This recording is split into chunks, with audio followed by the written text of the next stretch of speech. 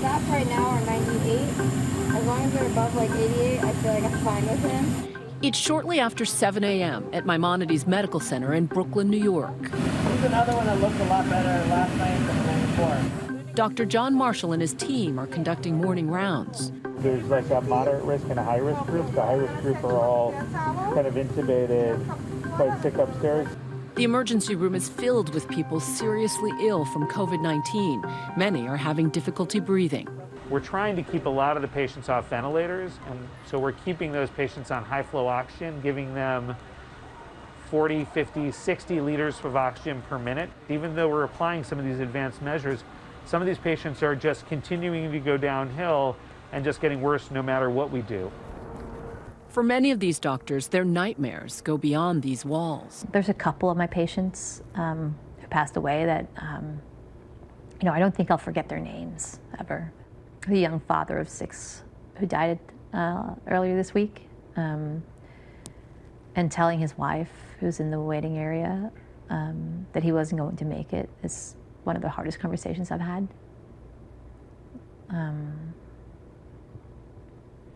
It was very unexpected and very sudden. Do we have any shortages on the floor? There are some, yes, in the ED mainly. The hospital leadership holds daily check-ins as they run through their latest numbers. There were 8 additional intubations. On top of the 20? Yesterday, on top of the 20. Those on the front lines know their daily exposure leaves them highly vulnerable. So let me just take a moment. We found out this morning that we lost another teammate. I would like to ask everyone to just take a moment of silence and just reflect upon all the work that we're doing. Thank you, everyone. But amidst the grief, hope still lingers. He's coming! After 2 weeks at home recovering from COVID-19, Dr. Paul Saunders gets a hero's welcome back at the hospital. Thank you very much. Totally unexpected and undeserved, but thank you all for coming to work and for working so hard in all this time. So, all appreciated by everybody, but thank you very much. And welcome back. Happy to be back. Still got people coming in. Okay, back to work, guys. Back to reality. This is the surgical ICU. The stuff you made us putting on. No, this is not the stuff he missed. So this is the patient who was put on yesterday. So he's been on ECMO for just about 24 hours now.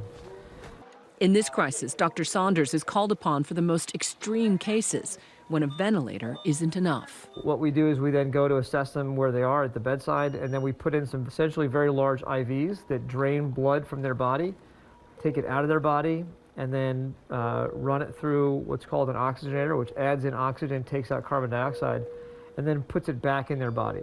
You're going to have 4 rooms. It's a total of 8 patients. Stretched thin here and around the country, critical nursing staff. Up from D.C. to help, Danelle Schmall quickly gets a crash course in life at this COVID ward. Where's the med room at? Can you show me? And then immediately gets to work.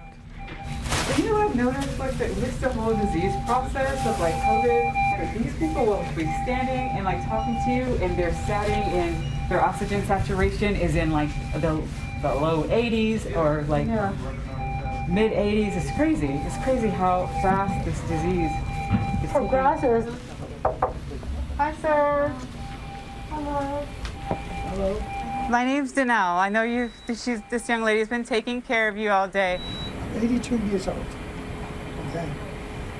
I appreciate everything that's being done, and I hope by the grace of God I have a few more years to live.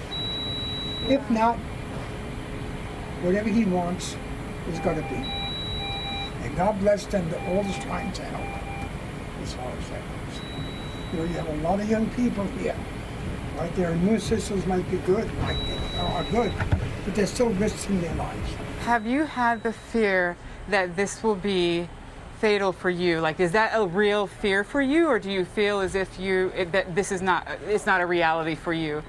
Just because I've never heard it from a patient's perspective, that like, do you fear? I hope I'm going to beat it. Yeah, of course. This is what I mean. Of course. Okay? But also, I may go. So far, they're saying I'm doing okay for my age. You look like you're doing good. Okay, yeah, I'm a feisty old man. Yeah, I see. But the thing is, whether I beat it or not, I still have to say thank you for everyone who tried. Thank you. And I feel very bad for the young people, because they have their lives to live. I had mine. Let me help you out with that, okay?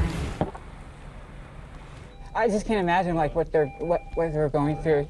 Yeah, my heart just goes out to him. I just don't want to get emotional at work because I have a lot of my shift left to do. So I try not to think about anything that might pull on my heartstrings while I'm at work.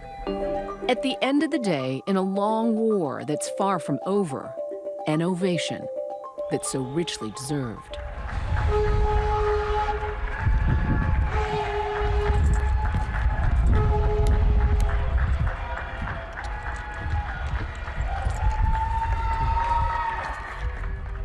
It's a celebration of the essential workers that keep this city alive and keep it going, through all of these hard times. It's unity. I don't feel like a hero. I feel like someone who has a privileged job that I love, and I do my job. But I do look at all my colleagues, who keep coming to work and keep going at it, and who are relentless, really. And I do think that they are. I do think that they are heroes. We are on the front line. We're dealing with tragedy every day. And to have the support of somebody next to you saying, it's okay, we're in it together. It makes it a little easier. Hi everyone, George Stephanopoulos here. Thanks for checking out the ABC News YouTube channel. If you'd like to get more videos, show highlights, and watch live event coverage, click on the right over here to subscribe to our channel, and don't forget to download the ABC News app for breaking news alerts. Thanks for watching.